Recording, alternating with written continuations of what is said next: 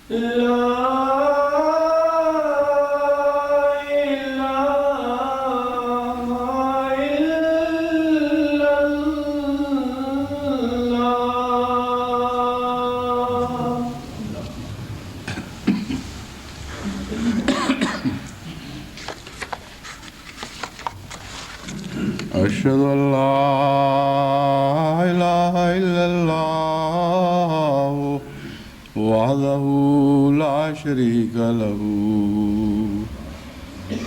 وأشهد أن محمدا عبده ورسوله أما بعد فأعوذ بالله من الشيطان الرجيم بسم الله الرحمن الرحيم الحمد لله رب العالمين الرحمن الرحيم مالك يوم الدين إياك نعبد وإياك نستعين اهدنا الصراط المستقيم صراط الذين أنعمت عليهم غير المغضوب عليهم ولا الضالين.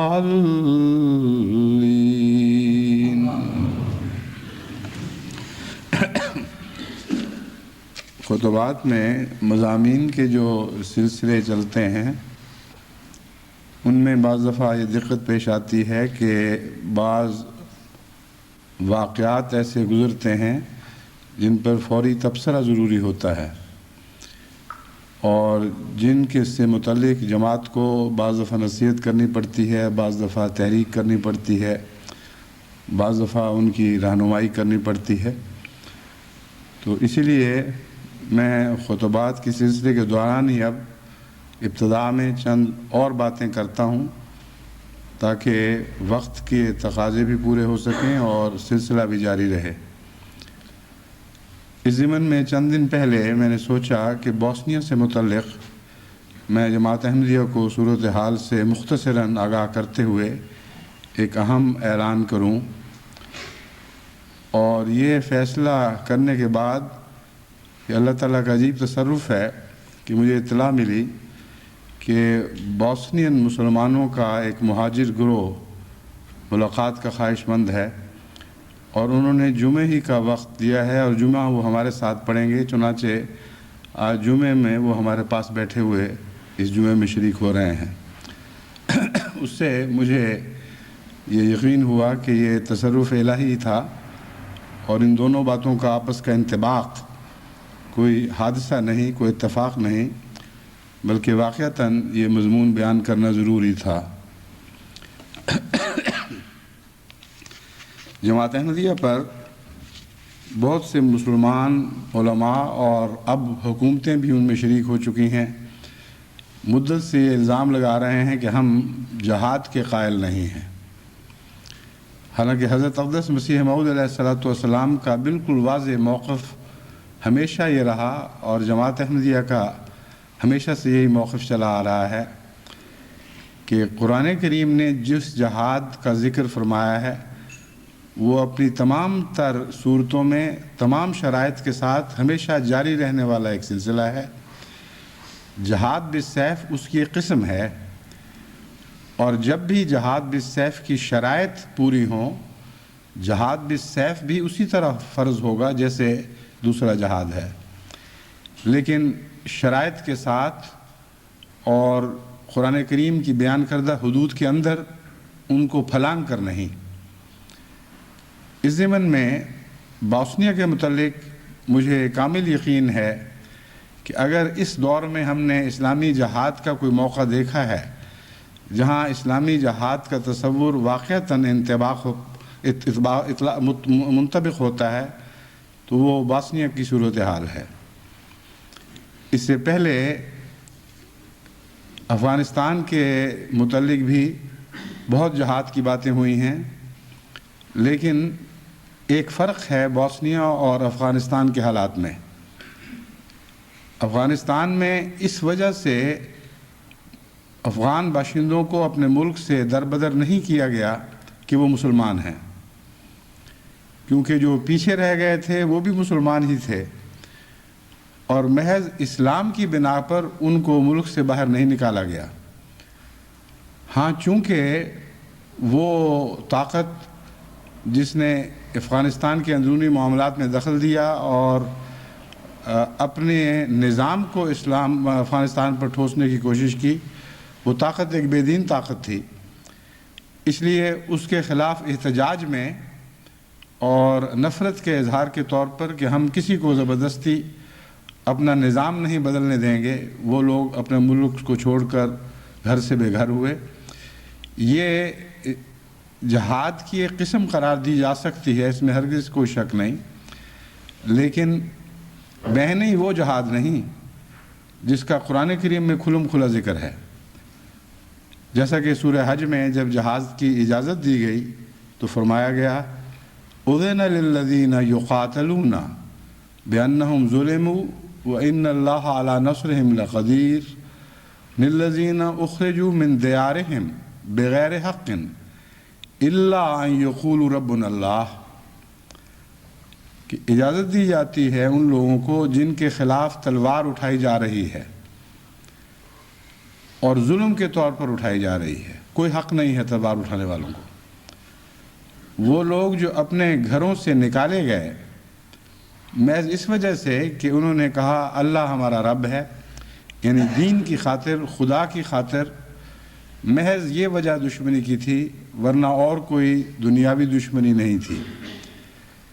بوسنیا میں جو مسلمانوں کا قتل عام ہو رہا ہے اور بے انتہا مظالم ہو رہے ہیں، ان میں صرف اسلام وجہ ہے۔ چنانچہ مغربی قومیں بھی اور ان کے تمام نشریاتی ادارے بھی بار بار مسلمان کا ذکر کرتے ہیں اور قومی ذکر نہیں کرتے۔ چنانچہ بعض دفعہ بعض ناقدین نے ان کو متوجہ بھی کیا، انہوں نے کہا تم کیوں بار بار مسلمان کہتے ہو، یہ کیوں نہیں کہتے کہ بوسنیا کے خلاف سربز نے حملہ کیا ہوا ہے۔ تو جو لوگ جانتے ہیں وہ جانتے ہیں کہ یہاں بوسنین اور سرب کی لڑائی نہیں، بلکہ سربین اور بوسنین کی لڑائی نہیں، بلکہ بوسنین کے اسلام کی وجہ سے بوسنیا سے نفرت کی جا رہی ہے، اور جس رنگ کے مظالم وہاں توڑے جا رہے ہیں وہ بلا شبہ ہٹلر کے دور کو بھی شرماتے ہیں۔ بعض ایسے جرائم کا ارتکاب ہو رہا ہے، اسلام کی دنیا کی ظلم کی تاریخ میں ایسے ابواب کا اضافہ ہو رہا ہے جو اس سے پہلے نہیں دیکھے گئے تھے یا سنے گئے تھے۔ بس بوسنیا کی صورتحال اس آیت کریمہ کے تابع جس کا میں نے ذکر کیا ہے، یعنی سورہ حج کی آیت جس میں اذن للذین کے ذریعے مسلمانوں کو، بعض مظلوموں کو بعض خاص حالات میں تلوار اٹھانے کی اجازت دی اور اس کو خدا کی خاطر جنگ قرار دیا ہے، اور یہ وعدہ فرمایا ہے کہ ان اللہ علی نصرہم لقدیر، تم کمزور ہو، مظلوم ہو، گھروں سے بے گھر کیے گئے ہو، لیکن ہم تم سے یہ وعدہ کرتے ہیں کہ اگر تم خدا کی خاطر اس اجازت کے پیش نظر اپنے دفاع میں تلوار اٹھاؤ گے تو اللہ تمہاری نصرت پر قادر ہے، وہ جب چاہے گا تمہیں فتح عطا فرمائے گا۔ تعجب کی بات ہے کہ جماعت احمدیہ پر الزام لگانے والے بے محل اور بے موقع جہاد کی باتیں کرتے ہوئے تھکتے نہیں، مگر آج جب جہاد کا موقع ہے تو تمام اسلامی حکومتیں اس بارے میں خاموش ہیں، اور کسی میں طاقت نہیں ہے کہ اٹھ کھڑی ہو اور سر عام دنیا کو للکار کر کہے کہ یہ موقع ایسا ہے جہاں اسلام نے جہاد کی اجازت دی ہے، اس لیے ہم اس حق کو استعمال کریں گے۔ تمام کے تمام ایسی بڑی طاقتوں سے مغلوب ہیں اور ان کے محکوم ہیں، ان کے ساتھ غلامانہ تعلق رکھتے ہیں کہ جو ان کو خدا سے بھی زیادہ طاقتور دکھائی دیتی ہیں، اور جہاں اللہ تعالیٰ کے احکامات کے تقاضے ایک طرف ہوں اور ان حکومتوں کی رضا کے تقاضے دوسری طرف ہوں، وہاں خدا کی بالادستی کو ایک طرف چھوڑ کر جس کے قائل ہیں، اور بالآخر ہر ایک کو قائل ہونا ہی پڑے گا، ان کی بالادستی کے تابع ہو جاتے ہیں، یہ انہیں نزدیک دکھائی دیتی ہے۔ جیسے پنجابی میں کہتے ہیں اللہ نزدیک ہے، بڑے بےہودہ قسم کا محاورہ مگر ہے کہ خدا نزدیک ہے کہ مکہ، تو جہاں اپنے مطالب دکھائی دے وہاں مکہ نزدیک دکھائی دیتا ہے اور خدا دور دکھائی دیتا ہے۔ اسلامی جہاد انفرادی طور پر شرائط کے بغیر نہیں ہو سکتا، اور کسی ایسی سرزمین پر نہیں ہو سکتا جس سرزمین کا قانون وہاں کے رہنے والوں اور باشندوں کو اس کی اجازت نہ دے۔ اس لیے وہ لوگ جو امریکہ میں مسلمان بستے ہیں وہ مجبور ہیں، ان کے متعلق یہ الزام نہیں لگایا جا سکتا کہ وہ خدا کی بالادستی کو ترک کر کے دنیا کی بالادستی کو قبول کر رہے ہیں، کیونکہ خود اللہ تعالیٰ نے انہیں اس بات کی اجازت نہیں دی کہ ملکی قانون کے خلاف بغاوت کرو اور پھر جہاد کرو۔ چنانچہ حضرت اقدس محمد مصطفیٰ صلی اللہ علیہ وآلہ وسلم نے مکے میں رہتے ہوئے مسلمانوں کو جہاد کی اجازت نہیں دی، ایک بھی ایسا واقعہ نہیں ہے۔ تمام ظلم کی تاریخ میں جب حضرت محمد رسول اللہ صلی اللہ علیہ وآلہ وسلم نے مکے میں بسنے والے مظلوموں کو اجازت دی ہو کہ تم یہیں رہو اور ان کے بالا قانون کی مخالفت کرتے ہوئے ان کے خلاف تلوار اٹھاؤ۔ ہجرت کا حکم اسی لیے ہے کہ جب تم ایک ظالم حکومت کے تابع ہو، اگر تم جہاد کرنا چاہتے ہو تو تمہارا پہلا فرض ہے کہ وہاں سے نکلو، اور پھر ایسے آزاد علاقے میں جہاں تمہارے قوانین، وہاں کے قوانین تمہیں اجازت دیتے ہوں یا قانون خود تمہارے قبضہ قدرت میں ہوں، وہاں اس کا انتظام کرو۔ بس یہ اولین فرض مسلمان حکومتوں کا ہے۔ امریکہ میں بسنے والے مسلمان یا یورپ میں بسنے والے مسلمان یا ایسے ممالک میں بسنے والے مسلمان جہاں کہ قانون ان کو اس قسم کی جد و جہد کی اجازت نہیں دیتے، وہ مبرہ ہیں، اور قرآن کریم اور سنت کے مطابق ان پر کوئی حرف نہیں۔ لیکن مسلمان حکومتوں پر ہے، ان کا فرض ہے کہ وہ اپنی زمین کو ان کے جہاد کے لیے پیش کریں اور کثرت کے ساتھ بوسنیا کے مسلمانوں کو دعوت دیں، وہاں ان کو پناہ دیں، وہاں ان کی تربیت کریں اور ان کی ہر صورت میں مدد کریں تاکہ وہ اس سرزمین کو طاقت کے زور سے واپس لیں، جس سرزمین کو محض ازراہ ظلم طاقت کے زور سے ان سے چھینا گیا ہے، اور اس کا ان چھیننے والوں کو کوئی حق نہیں تھا۔ اور بنا اختلاف کی اسلام ہے، خدا کا نام ہے۔ عزت بیگ جو بوسنیا کے اس مسلمان صدر ہیں، ان کے خلاف جتنی نفرت کی مہم چلی ہے اور جو ظلم و ستم کا سلسلہ جاری ہوا ہے، یہ اس بنا پر ہے کہ انہوں نے جو الیکشن جیتا بوسنیا کا، وہ اسلام کے نام پر جیتا ہے، اور شروع سے آخر تک جھگڑا ہی اسلام کا ہے۔ بس پاکستان ہو یا ٹرکی ہو یا ایران ہو، ان کا اولین فرض ہے کہ بوسنیا کے مہاجرین کو قبول کریں، بجائے اس کے کہ ان کو یورپ میں جگہ جگہ غیر اسلامی حکومتوں میں پناہ لینے پر مجبور کیا جائے۔ ان کا احسان ہے جو پناہ دے رہی ہیں۔ غیر اسلامی حکومتوں کی پناہ لینا جرم نہیں بلکہ سنت سے ثابت ہے۔ حضرت اقدس محمد مصطفیٰ صلی اللہ علیہ وسلم کے زمانے میں پہلی ہجرت حبشہ کی طرف ہوئی، جہاں ایک غیر اسلامی عیسائی حکومت تھی۔ اس لیے یہ بات خوب کھول کر بتانا چاہتا ہوں کہ یہ کوئی اعتراض نہیں ہے کہ غیر اسلامی ممالک میں وہ پناہ لیں۔ اعتراض صرف یہ ہے کہ مسلمان ممالک کا اولین فرض ہے کہ نہ صرف ان کو پناہ دیں بلکہ جہاد کی تیاری کے سلسلے میں ان کی ہر طرح مدد کریں۔ پاکستان بڑے دعوے کرتا ہے کہ ہم نے افغانستان کے جہاد میں عظیم الشان قربانیاں دیں اور اپنی سرزمین ان کے لیے پیش کر دی۔ اللہ بہتر جانتا ہے کہ نیتیں کیا تھیں۔ ہمیں تو یہی دکھائی دیتا ہے کہ امریکہ کی رضا کی خاطر، امریکہ کی تائید سے وہ زمین ان کے سامنے پیش کی گئی، اور جب تک امریکہ کی مدد شامل حال تھی وہ جہاد جاری رہا۔ جب امریکہ نے ہاتھ اٹھا لیا تو پاکستان نے بھی ہاتھ اٹھا لیا۔ امر واقعہ یہ ہے کہ سیاسی دنیاوی تقاضے تھے جن کی خاطر مدد دی گئی ہے،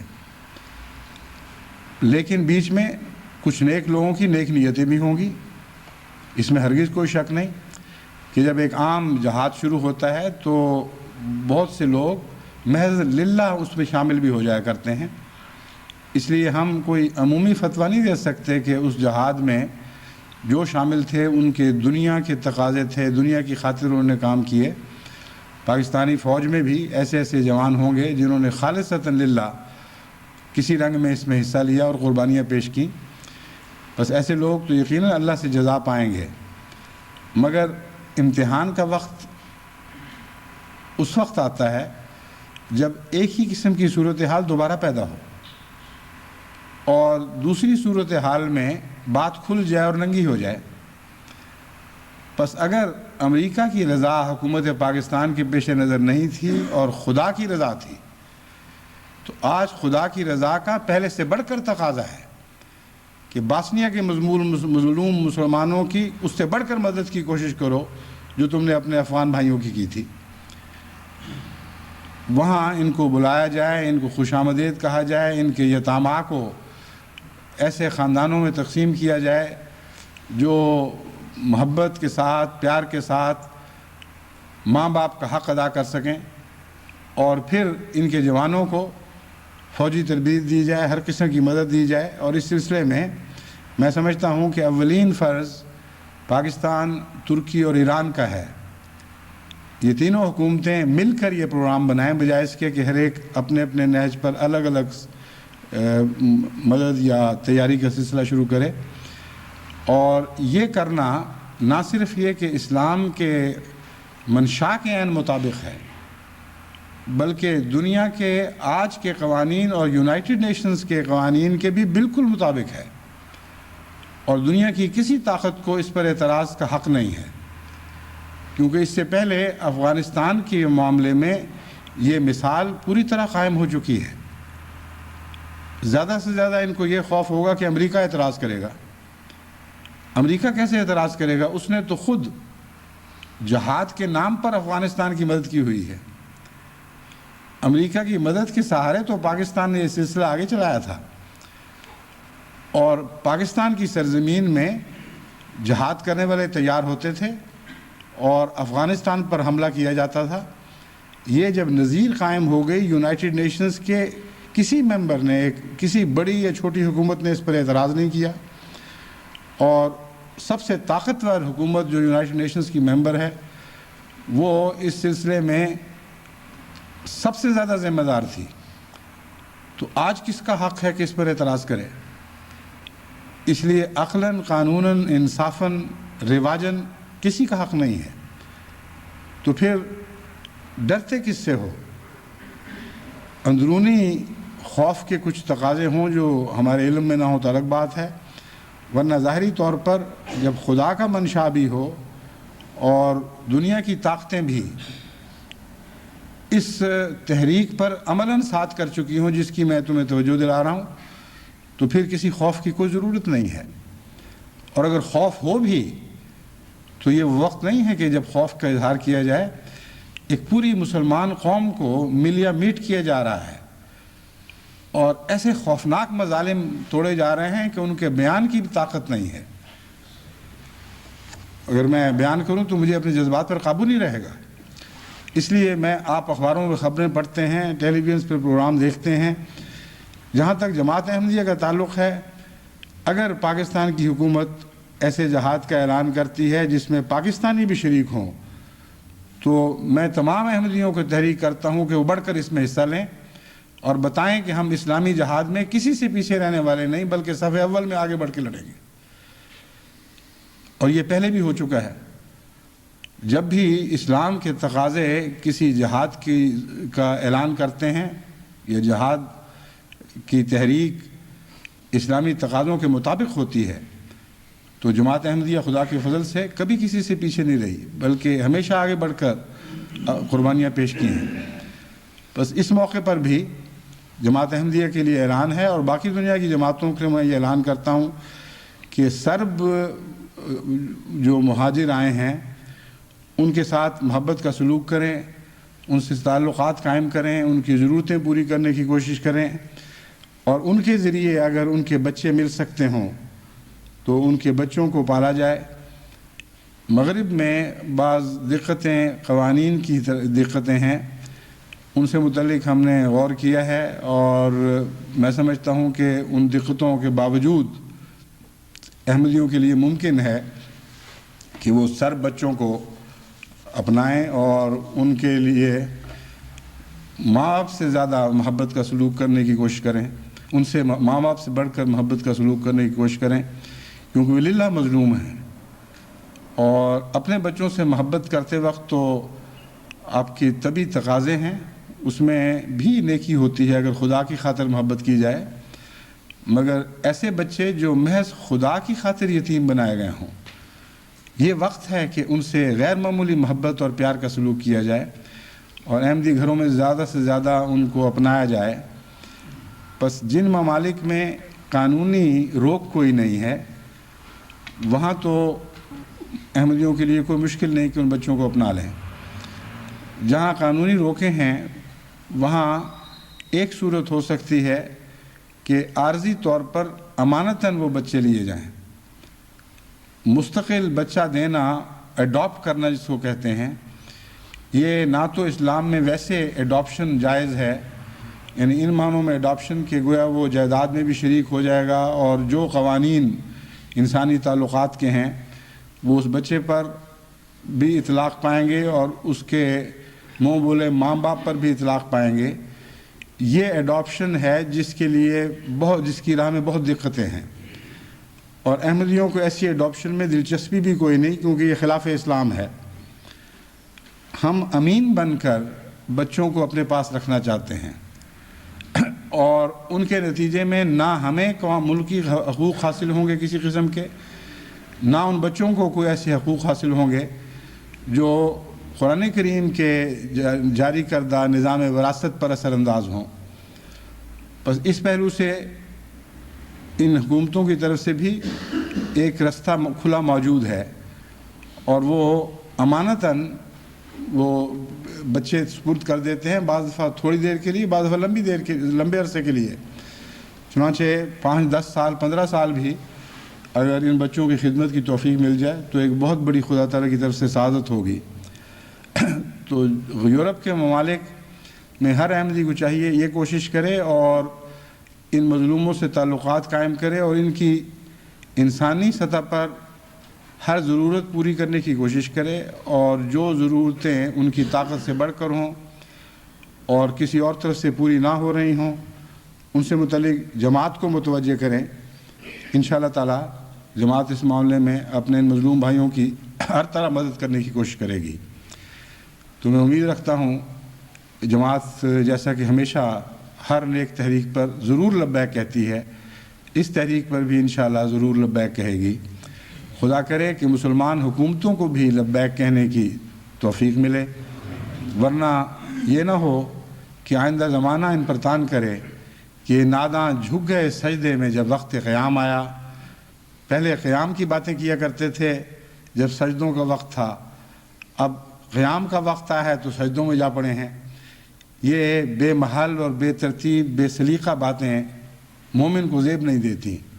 اب وقت ہے اسلامی جہاد کا. اس جہاد میں تمام اسلامی ملکوں کو پوری طرح حصہ لینا چاہیے اور غیر اللہ کے خوف کو بالکل دل سے نکال دینا چاہیے. دوسری بات میں یہ عرض کرنا چاہتا ہوں کہ USSR کے سابقہ علاقوں اور ریاستوں میں جماعت احمدیہ کو میں نے نصیحت کی ہے اور کئی رنگ میں نصیحت کی ہے کہ وہ اپنے تعلقات بڑھائیں. اس سے پہلے ایک تحریک کی تھی پچھلے خطبے میں کہ بعض صاحب علم دوستوں کی مختلف پروفیشنز میں مہارت رکھنے والے افراد کی بعض مسلمان یا غیر مسلم ریاستوں کو بھی ضرورت ہے، اور ان کے بعض نمائندوں نے ہم سے رابطہ پیدا کیا ہے اور خواہش کی ہے کہ جماعت صاحب علم دوست جن کا میں ذکر کر چکا ہوں اپنے اپنے مضمون سے تعلق رکھنے والے اپنے نام پیش کریں.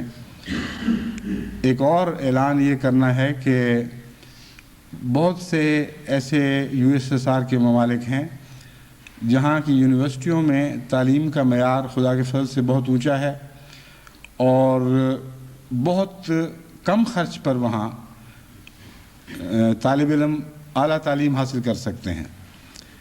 اس لیے بجائے اس کے کہ مغربی یونیورسٹیوں کی طرف مشرق کے باشندے بھاگیں، یعنی امیر ملکوں کی جو کیپٹلسٹ ممالک ہیں ان کی یونیورسٹیوں کی طرف بھاگیں، یہ وقت ہے کہ یہ مشرقی یورپ اور USSR کی ریاستوں میں تعلیم حاصل کرنے کے لیے کوشش کریں. جماعت احمدیہ اس سلسلے میں ہر طرح تعاون کرے گی. مرکزی طور پر ہم نے کافی کیے ہیں. میں سمجھتا ہوں افریقہ کے غریب طلباء کے لیے بھی بہت اچھا موقع ہے، اور پاکستان، ہندوستان، بنگلہ دیش وغیرہ کے طلباء کے لیے بھی بہت اچھا موقع ہے.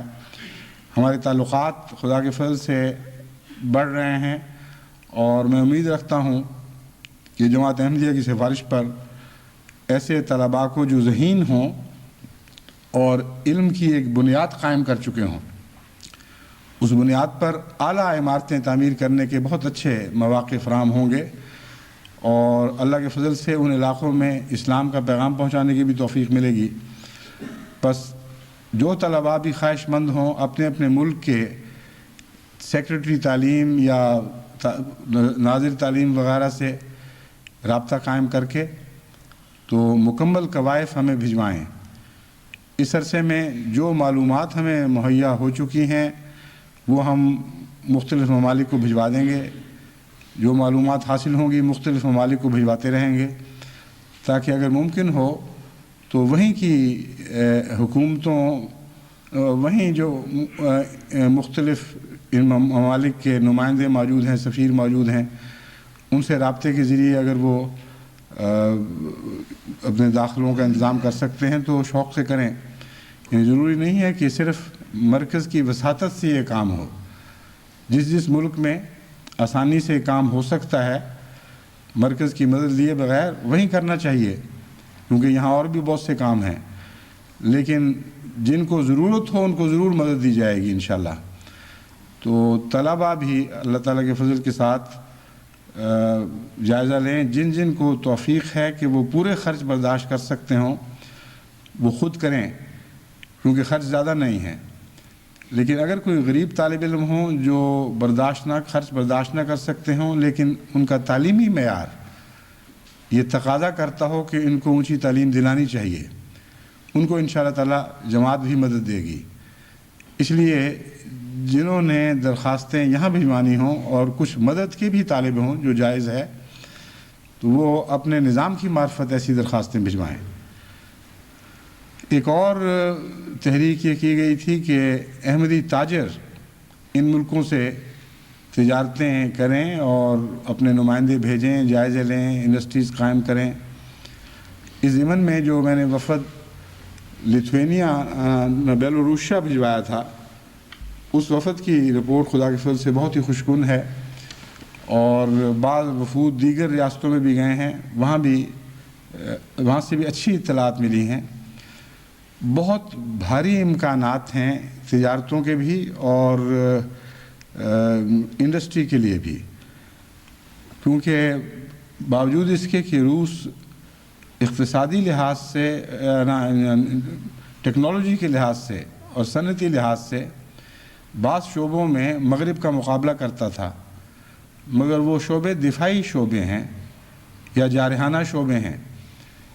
جو روزمرہ کے انسانی فوائد سے تعلق رکھنے والے صنعتی شعبے ہیں ان میں روس بہت پیچھے رہ گیا، اور زیادہ تر ان کی اقتصادیات دانتوں اور ناخنوں کو پالنے پر لگی رہی ہے۔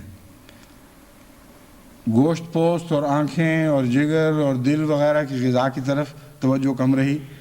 اسی وجہ سے یہ نظام بالآخر ناکام ثابت ہوا، اور اب جب کہ سب کچھ کھلا کھلا دکھائی دینے لگا ہے تو جن اعضاء میں ان کی کمزوریاں ہیں وہ بالکل سامنے آ گئی ہیں، اور یہ خود اب اس بات کے خواہش مند ہیں کہ ہر قسم، تمام ممالک کے خواہ پسماندہ ہوں جیسے بھی ہوں، وہ افراد جو مدد کی اہلیت رکھتے ہیں ہماری مدد کریں۔ تو میں سمجھتا ہوں اس میدان میں بھی جو ایک قسم کا خدمت کا جہاد ہے، جماعت احمدیہ کو صف اول پر رہنا چاہیے۔ تجارت کے سلسلے میں خدا تعالیٰ کے فضل کے ساتھ انگلستان کی جماعت سے فوری طور پر قربانی کی بہت اعلیٰ مثالیں سامنے آئی ہیں۔ چنانچہ وہ وفد جو بیلوروس بھجوایا گیا تھا، اس میں ایک فہیم بھٹی صاحب ہمارے جماعت انگلستان کے مخلص کارکن ہیں، جو اس کے کیسٹس کے انتظام کے بھی سربراہ ہیں، اور یہ اور ان کے ساتھی بھٹی خاندان کے نوجوان مل کر ساری دنیا کو فوراً کیسٹس بھجوانے کا انتظام کرتے ہیں۔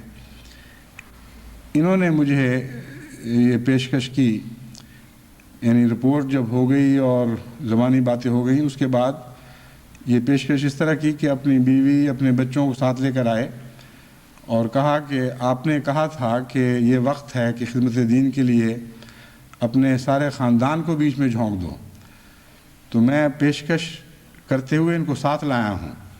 آپ ان سے پوچھ سکتے ہیں کہ یہ اپنے آپ کو اس میدان میں جھونکنے کے لیے خوب تیار ہو کے آئے ہیں۔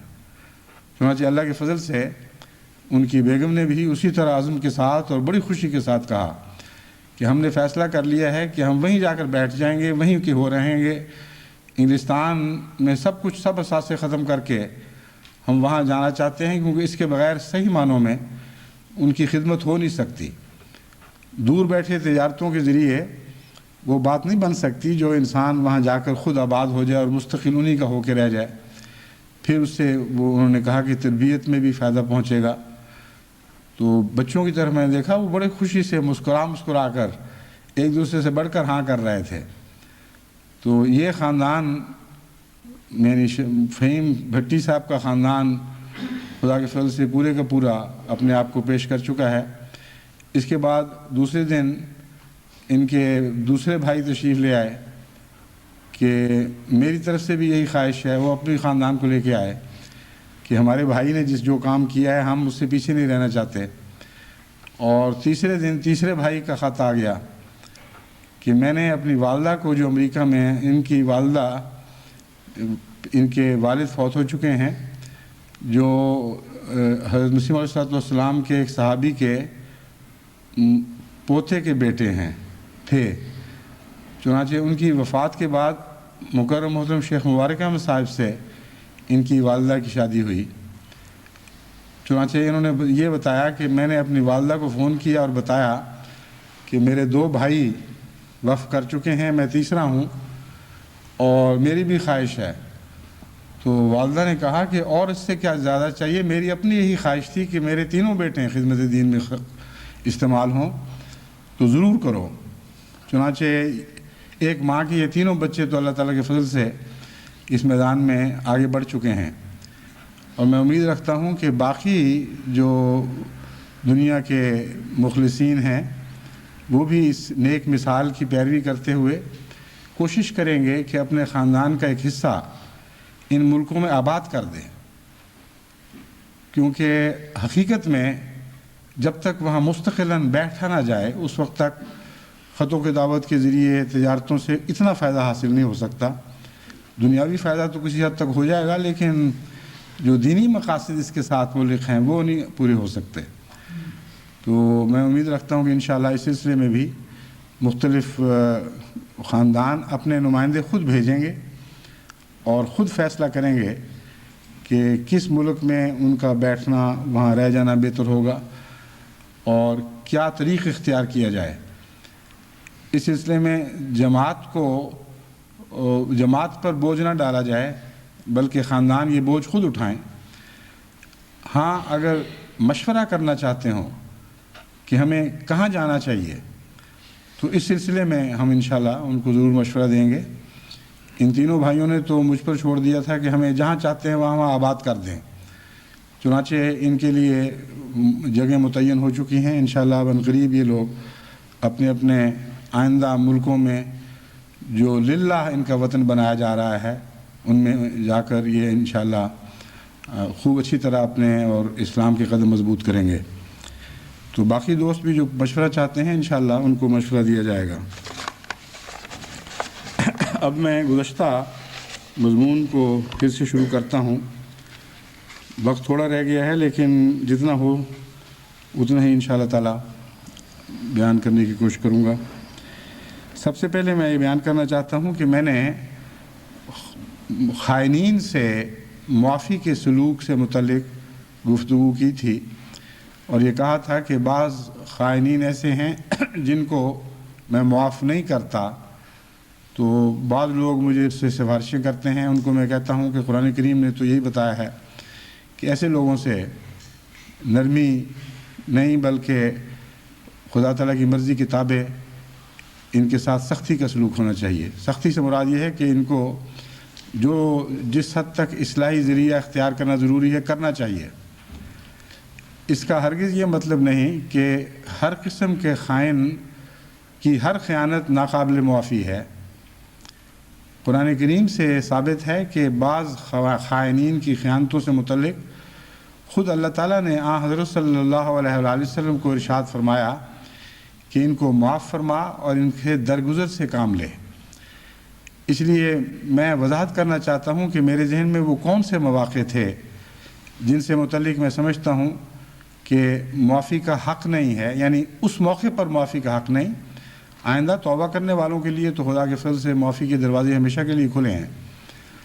مثلاً مجھے خدا تعالیٰ نے بعض چیزوں کا امین بنایا ہے، ان میں بھی اس بات کا مجاز نہیں ہوں کہ اس امانت کو نظر انداز کرتے ہوئے، اس کے تقاضے نظر انداز کرتے ہوئے ذاتی طور پر اپنے دل کی نرمی سے کچھ فیصلے کروں۔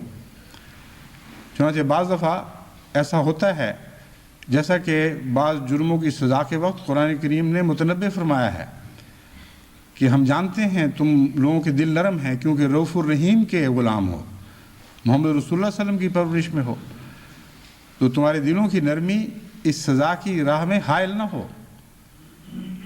اس میں حکمت یہ ہے کہ وہ امانت ہے ایک قسم کی، جو خدا تعالیٰ کی طرف سے واضح طور پر ایک حکم آتا ہے، یا بعض ایسی صورتیں پیش ہوتی ہیں جن میں ایک انسان مالک کے طور پر فیصلہ نہیں کر سکتا بلکہ امین کے طور پر مجبور ہے، وہاں معافی کا کوئی ایسا حق نہیں، معافی کا کوئی حق نہیں ہے۔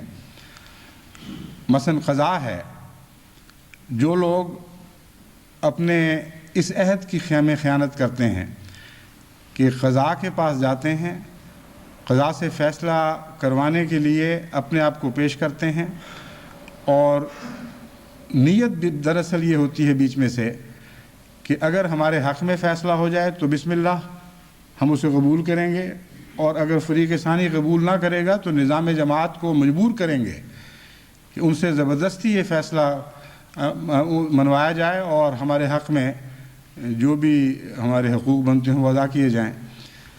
لیکن اگر قضا خلاف فیصلہ کر دے تو ہم شور مچائیں گے کہ یہ ناانصافی ہے، یہ تقویٰ کے خلاف ہو گیا ہے، اور ہم جماعت سے تعاون کرنے سے انکار کر دیں گے۔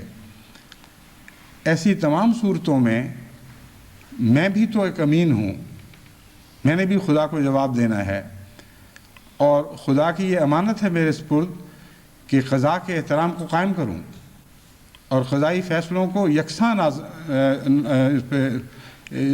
چسپاں کروں، یکساں ان پر عمل درآمد کرواؤں، سوائے اس کے کہ کوئی اپیل آئے میرے پاس اور وہ فیصلہ بدلا جائے۔ جب تک وہ فیصلہ قائم ہے کسی فرد جماعت کا یہ حق نہیں ہے کہ اس سے روگردانی کرے۔ بس ایسی صورت میں قطع نظر اس کے کہ کون ہے، کیسا ہے، در حقیقت وہ فیصلہ درست بھی تھا کہ نہیں۔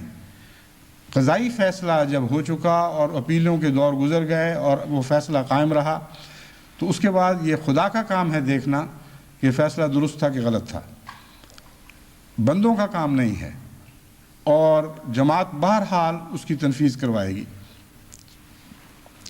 تو ایسے معاملات میں جو سفارشیں کرتے ہیں یا معافی کی درخواستیں کرتے ہیں، ان سے میں ان کو صاف بتاتا ہوں، ایسے بعض واقعات گزرے ہیں یہیں یورپ میں ہی کہ قضائی فیصلے کے مطابق حق ادا نہ کیا، دوسرے کا فریق کا حق دبا کے بیٹھے رہے، اور خدا کے نام پر اور رسول کے نام پر درخواستوں پر درخواستیں آنے لگیں کہ ہمارا اخراج کا فیصلہ ختم کیا جائے اور معافی سے کام لیا جائے۔ ان کو میں یہی لکھتا رہا کہ مجھے اختیار ہی کوئی نہیں ہے جس معافی کا، میں کیسے دے سکتا ہوں، میں تو امانت دار ہوں، تو تمہاری خیانت کے اوپر میں بھی خائن بن جاؤں، یہ نہیں ہو سکتا۔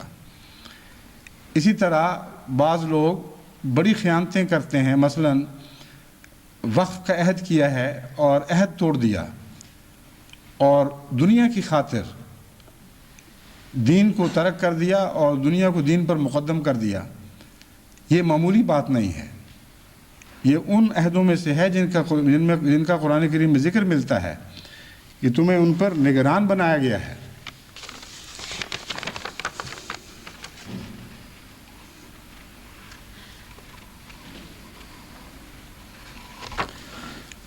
یہ اعلان میں یہ کرنا چاہتا ہوں کہ ہمارا جو سیٹلائٹ ایشیا میں خطبات کو پہنچانے کا نگران تھا. بدقسمتی سے اس میں کچھ خرابی پیدا ہو گئی تھی جس کی وجہ سے وہ خطبہ ایشیا کے ممالک میں نہیں جا رہا تھا. یورپ میں تو جا رہا ہے لیکن ایشیا میں نہیں جا رہا تھا.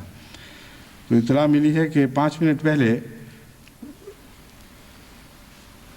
2:05 پر وہ رابطہ قائم ہو چکا ہے اور اس وقت خطبہ جا رہا ہے. اس ضمن میں یہ بھی اعلان کر دینا چاہتا ہوں کہ اس سے پہلے جب میں باہر دورے پر جاتا رہا ہوں تو یہ رابطے کٹ جاتے تھے. اب پھر مجھے انشاءاللہ کینیڈا دورے پر جانا ہے تو میں پاکستان اور دیگر مشرقی ممالک کو یہ خوشخبری دیتا ہوں کہ خدا تعالیٰ کے فضل کے ساتھ اس دفعہ یہ رابطہ نہیں کٹے گا. اور جماعت کینیڈا نے یہ پیشکش کی ہے کہ ہمارے دورے کی وجہ سے اہل پاکستان کو خصوصیت کے ساتھ تکلیف نہیں ہونی چاہیے. اس لیے جماعت احمدیہ کینیڈا سارا خرچ برداشت کرے گی اور نہ صرف پاکستان کے ساتھ رابطہ بحال ہوگا بلکہ نارتھ امریکہ تمام کا تمام یہ خطبہ براہ راست سن اور دیکھ سکے گا. تو میں ان کو یہ خوشخبری دیتا ہوں جو اب یہ آواز سن رہے ہیں کہ وقتی اس قسم کی خرابیاں تو بعض دفعہ ہو جاتی ہیں. انشاءاللہ کوشش کریں گے کہ آئندہ نہ ہوں. لیکن میرا جو 3 ہفتے کا باہر کا دورہ ہے یعنی 3 ہفتے سے کم ہے لیکن 3 خطبے باہر ہوں گے, ایک یورپ میں اور 2 کینیڈا میں. تو ان سب میں انشاءاللہ تعالی تمام دنیا کی جماعتیں شریک ہوں گی. تو میں بیان کر رہا تھا کہ معافی کا معاملہ جہاں تک ہے خیانت کا, اس میں جو بڑے عہد ہیں اور بڑی خیانتیں ہیں ان میں خائن کے ساتھ نرمی کی اجازت نہیں ہے, ورنہ اس کے ساتھ اس کے نتیجے میں بہت بڑے بڑے فساد واقع ہو جائیں گے. اور ایک جرم کی معافی کے نتیجے میں دوسرے لوگوں کو جرم کی جرت ہوگی. اگر واقفین کھلم کھلا اپنے عہد کو توڑتے ہیں, نہ مجبوری کی خاطر نہیں بلکہ اس وجہ سے کہ دنیا کے ادنا تقاضے ان کو زیادہ پیارے لگ جاتے ہیں اور یہ بھول جاتے ہیں کہ ایسے ملکوں میں پہنچے ہیں جہاں دنیا کی نعمتیں موجود ہیں مگر پہنچے وہ جماعت کی وساطت سے اور وقف کے صدقے سے پہنچے ہیں. ان کا کوئی حق نہیں ہے کہ وقف کو ٹھوکر مار کر دنیا کی نعمتوں کو گلے سے لگا لیں. یہ وہ خیانت ہے جس پر میں سمجھتا ہوں مجھے معاف کرنے کا کوئی حق نہیں ہے, سوائے اس کے کہ لمبے عرصے کے عذاب میں سے گزرنے کے بعد یعنی روحانی عذاب میں سے گزرنے کے بعد جن لوگوں کا ضمیر زندہ ہو اور ان کو بے چین رکھتا ہو, پھر خدا تعالیٰ ان کی توبہ کو اس طرح قبول فرما لے کہ میرے دل میں بھی غیر معمولی طور پر ان کی معافی کی طرف توجہ پیدا ہو جائے, یا جو بھی خلیفہ آئندہ آئے اس کے دل میں یہ توجہ پیدا ہو, تو وہ الگ مسئلہ ہے. لیکن ادھر یہ جرم کیا, ادھر معافی کے نام پر, خدا کے نام پر, رسول کے نام پر ہمیں معاف کر دیں اور دونوں باتیں اکٹھی ہضم کرنے دیں. دنیا بھی رہ جائے اور دین بھی رہے, یہ نہیں ہو سکتا. پھر کئی صورتوں میں رہتے ہیں لیکن بعض صورتوں میں یہ دونوں اکٹھے نہیں رہ سکتے. پھر جماعتی اموال کے غصب کرنے والے جن کو ان کا امین بنایا گیا تھا ان کے متعلق کوئی بڑی سزا تو نہیں دی جاتی, یعنی کوئی دنیاوی بدنی سزا نہیں ہوتی, لیکن ایک ناراضگی کا اظہار ہے جو مختلف شکلیں اختیار کرتا ہے. اس ناراضگی کے اظہار میں نرمی نہیں کی جا سکتی, کیونکہ اگر کی جائے گی تو جماعت کا تمام مالی نظام درہم برہم ہو جائے گا. دنیا میں نظام جماعت احمدیہ کے مالی نظام جیسا کوئی نظام نہیں ہے. آپ چراغ لے کر ڈھونڈیں, دن کو ڈھونڈیں, رات کو ڈھونڈیں, دنیا کے پردے پر سوائے جماعت احمدیہ کے ایسا عظیم الشان عالمی مالی نظام دکھائی نہیں دے گا جس میں ہر شخص شریک ہے. یعنی ہر شخص تو نہیں کہہ سکتے لیکن بھاری تعداد میں چھوٹے بڑے سب شریک ہیں, مرد عورتیں بچے سب شریک ہیں. اور پھر ان کی حفاظت کا سوائے تقوی اور دیانت کے کوئی انتظام نہیں.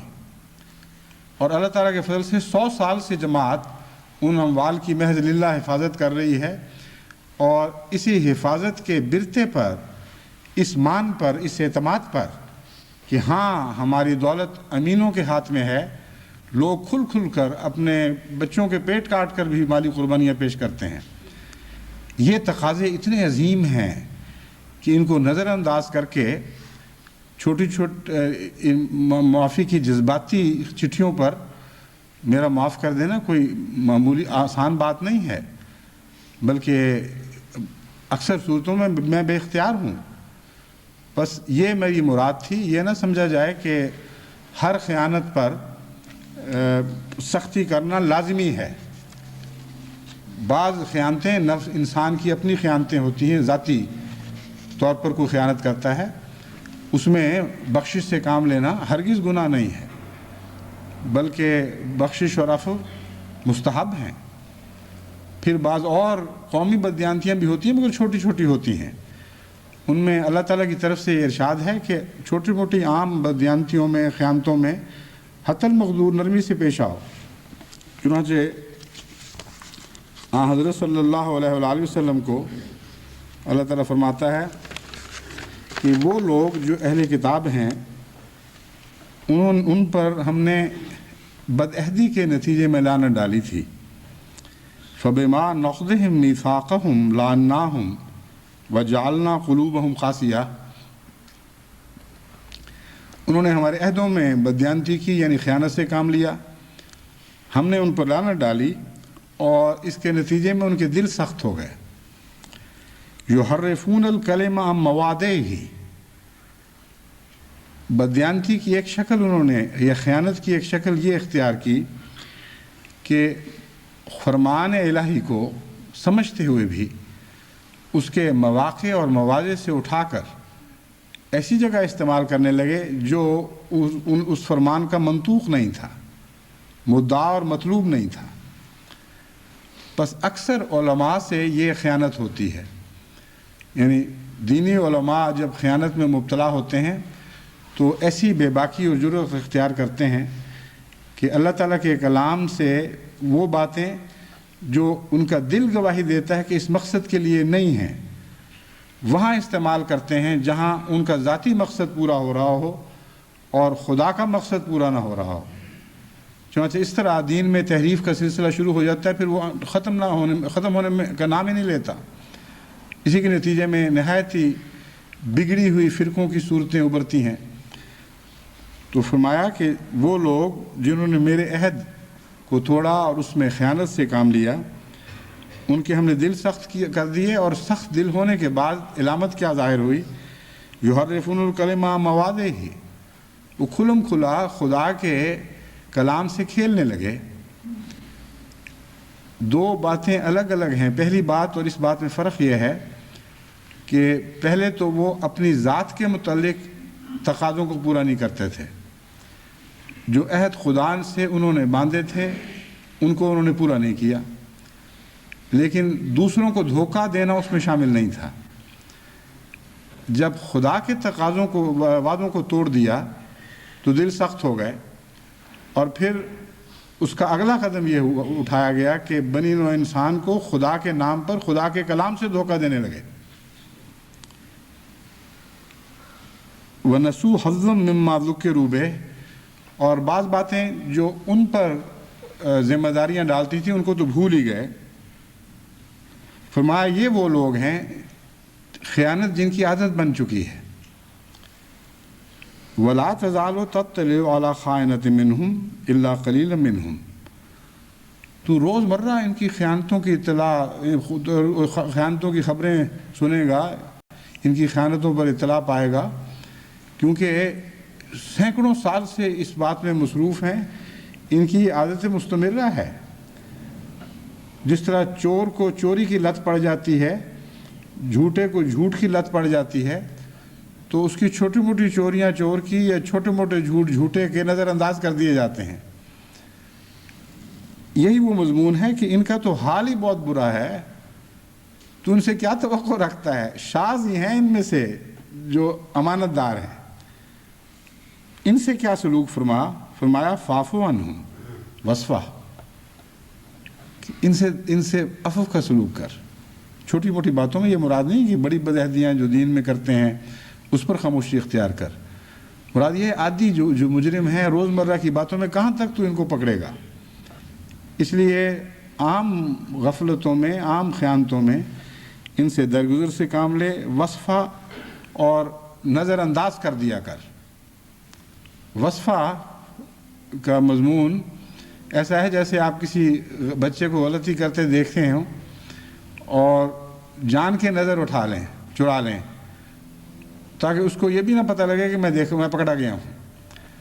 تو عفو کا ایک بہت ہی پیارا انداز ہے کہ غلطی دیکھنے کے باوجود اس سے آنکھیں بند کر لینا. مگر یہ وہ غلطی نہیں ہے جس کا میں پہلے ذکر کر چکا ہوں کہ ایک دین کے معاملے میں امانت دار شخص جس کے سپرد خدا کا مال کیا جاتا ہے، وہ اس مال کو کھا رہا ہے، اور آپ اس آیت سے استنباط کی کوشش کرتے ہوئے یہ کہیں کہ دیکھیں اللہ تعالیٰ نے رسول اللہ صلی اللہ علیہ وسلم کو بھی تو فرمایا تھا کہ ان کی خیانتوں پر درگزر کیا کر اور آنکھیں پھیر لیا کر. تو ہم بھی تو یہی کرتے ہیں. اگر وہ یہ کرتے ہیں تو حقیقت میں وہ کر رہے ہیں جس کا ذکر پہلے گزر چکا ہے اس آیت میں، یعنی یحرفون الکلم عن مواضعہ. وہ قرآن کریم کی ایک آیت کا منطوق سمجھتے ہوئے بھی اس کو بے محل استعمال کرتے ہیں اور اس سے توڑ مروڑ کر اس سے ناجائز مقاصد حاصل کرنے کی کوشش کرتے ہیں. یہ بہت بڑا گناہ ہے، اور یہ سخت دلوں کی ادائیں ہیں، مومنوں کی ادائیں نہیں ہیں. بس قرآن کریم نے جہاں سختی کا حکم دیا ہے وہاں مضمون کو سمجھ کر سختی کرنا ضروری ہے، جہاں نرمی کو حکم دیا ہے وہاں مضمون کو سمجھ کر نرمی کرنا ضروری ہے. حضرت صلی اللہ علیہ وآلہ وسلم کی سختی اور نرمی کے واقعات ہمارے سامنے ہیں. بعض جگہ ایسی سختی کی ہے کہ انسان حیران رہ جاتا ہے. ایک شخص جس نے اموال کے متعلق حضور صلی اللہ علیہ وآلہ وسلم سے دعا کروائی کہ یا رسول اللہ میرے لیے دعا کریں، میرے اموال میں برکت ہو، میں بھی پھر دل کھول کے چندے دوں. جب اس کے اموال میں برکت پڑ گئی اور حضرت اقدس محمد رسول اللہ صلی اللہ علیہ وآلہ وسلم کے نمائندے اس سے چندہ وصول کرنے یا زکوٰۃ وصول کرنے گئے تو اس نے کہا آ جاتے ہیں زکوٰۃ وصول کرنے والے، یہ تو دیکھتے ہو یہ کیا کچھ ہے، یہ نہیں پتہ کہ کتنے خرچ ہیں، کتنی مصیبتیں ہیں. 100 طرح کی اس نے باتیں بنائیں. جب حضور صلی اللہ علیہ وآلہ وسلم کو اس کا علم ہوا تو آپ نے فرمایا آئندہ اس سے کبھی چندہ وصول نہیں کیا جائے گا. اس کے متعلق آتا ہے کہ وہ سال بہ سال پشیمان ہو کر بھیڑوں کے اور دوسرے مویشیوں کے غلے ہانگ کر لاتا تھا اور ہر دفعہ رد کر دیا جاتا تھا. یہاں تک کہ اتنی تعداد بڑھ گئی چندہ جو اس کے مال میں شامل ہو گیا کہ کہتے ہیں وادی پوری کی پوری ان مویشیوں سے بھر جایا کرتی تھی.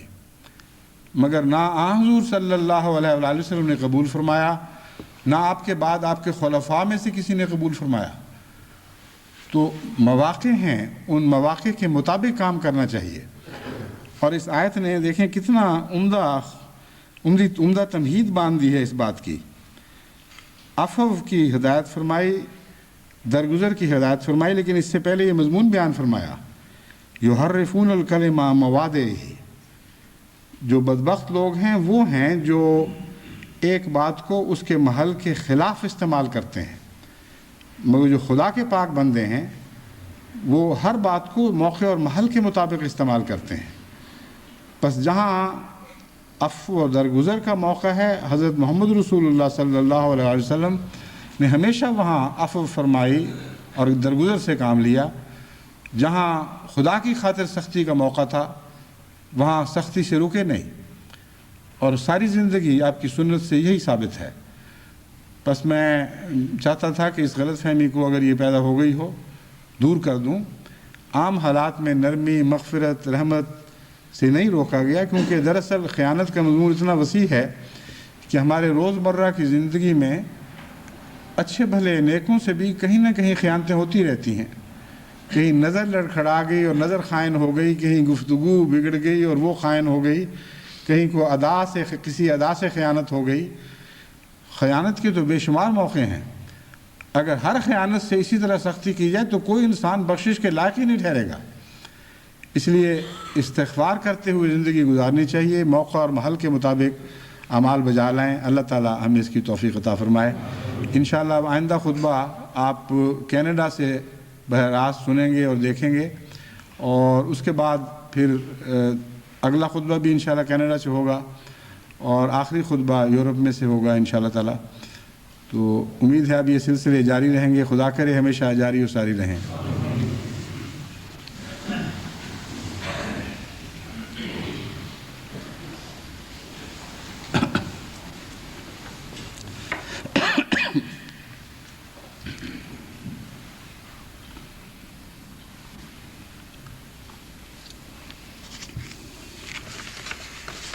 الحمد لله نحمده ونستعينه ونستغفره ونؤمن به ونتوكل عليه ونعوذ بالله من شرور أنفسنا ومن سيئات أعمالنا من يهده الله فلا مضل له ومن يضلله فلا هادي له ونشهد أن لا إله إلا الله وحده لا شريك له ونشهد أن محمدا عبده ورسوله عباد الله رحمكم الله إن الله يأمر بالعدل والإحسان وإيتاء ذي القربى وينهى عن الفحشاء والمنكر والبغي يعظكم لعلكم تذكرون اذكروا الله يذكركم وادعوه يستجب لكم ولذكر الله أكبر